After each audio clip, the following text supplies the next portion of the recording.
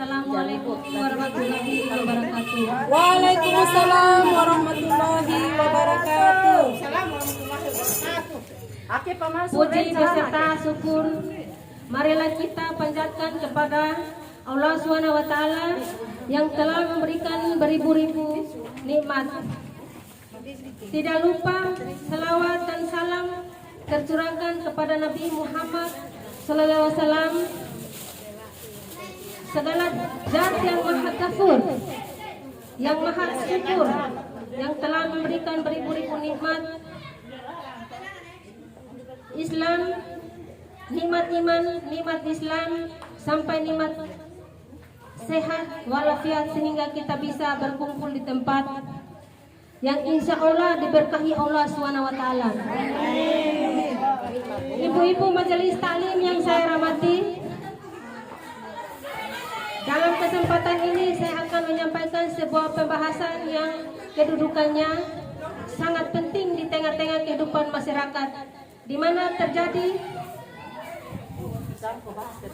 dalam fenomena saat ini banyak kaum muslimin yang menyepelekan, yaitu adab dengan tetangga.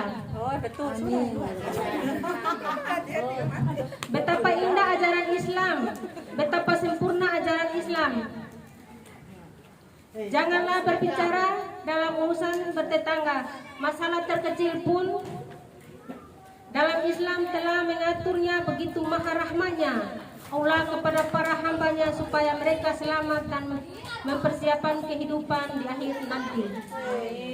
Ibu-ibu majelis taklim yang saya hormati, dalam kesempatan inilah mari kita kupas satu persatu secara mendalam pembahasan kita kali ini agar kita mengetahui bagaimana sebagai seorang muslim seharusnya kita beradab kepada tetangga untuk memenuhi hak-haknya telah Allah dan Rasulnya tetapkan bagi kita semua.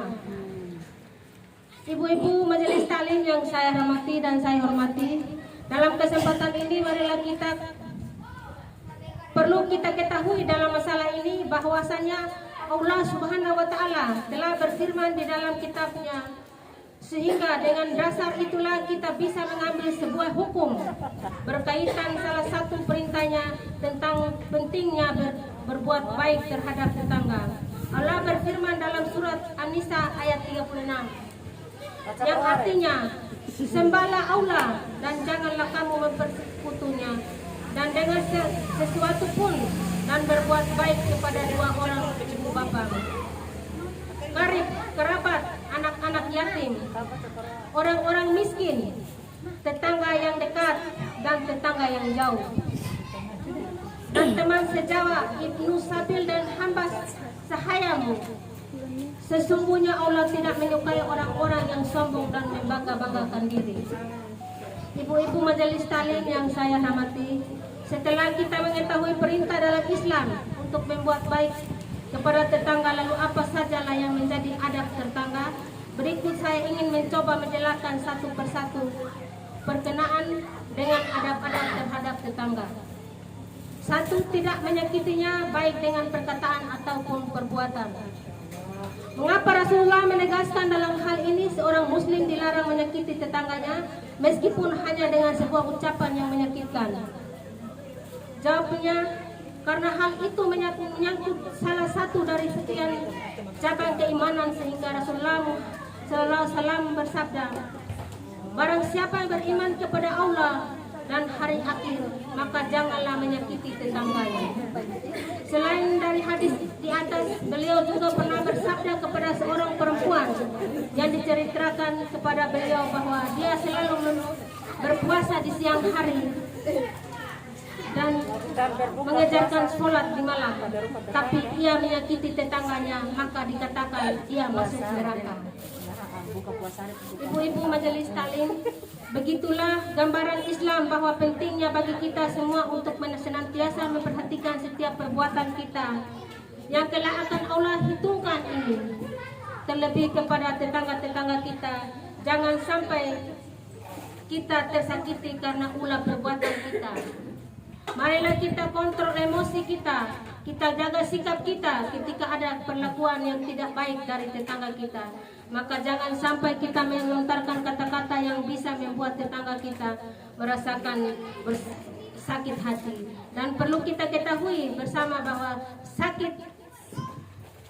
sakitnya hati karena ucapan kita. Mohon maaf. Mati HP.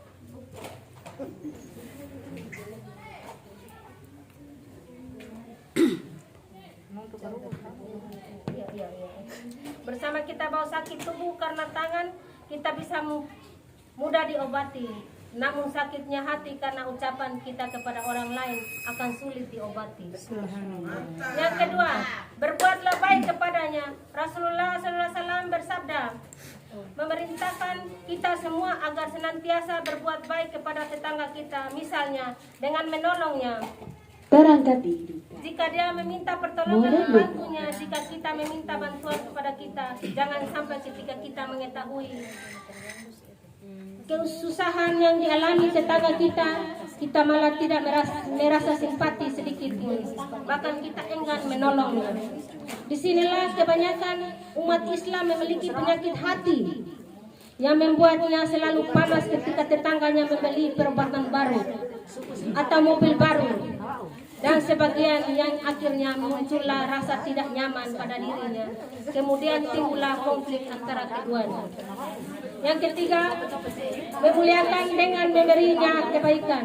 Hal yang tak kalah pentingnya sebagai adab seorang muslim kepada tetangganya adalah perintah untuk memuliakan dengan memberi kebaikan kepadanya, sebagaimana sabda Rasulullah SAW bersabda, wahai perempuan-perempuan muslimah, janganlah seorang tetangga atau perempuan meremehkan tetangga atau pemberian tetangga lainnya walaupun itu hanya ujung kuku.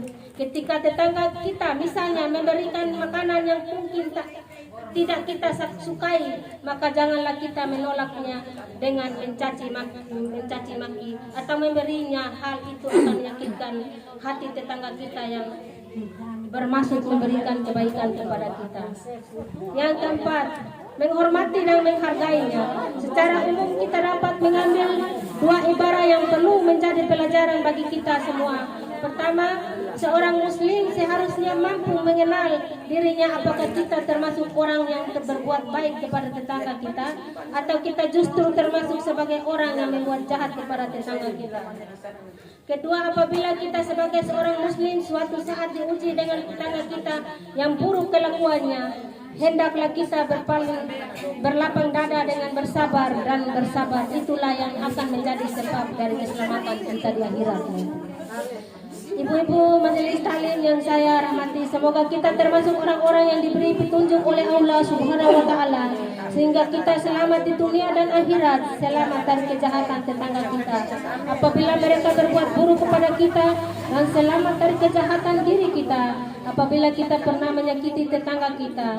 Ibu-ibu, perlu kita ketahui bahwa di dunia ini kita hidup bukan di tengah rimba, kita hidup bukan sendirian, sekitar orang-orang yang wajib kita penuhi hak-haknya di sekitar kita. Dan orang-orang yang suatu saat akan kita butuhkan bantuannya, kita hidup bermasyarakat, kita hidup di tengah-tengah masyarakat. Siapa yang akan memandikan jasad kita kelak, dan siapa yang akan menguburkan kita di hari kelak, ketika kita sudah tak bernyawa lagi, kalau bukan orang-orang sekitar kita atau tetangga kita.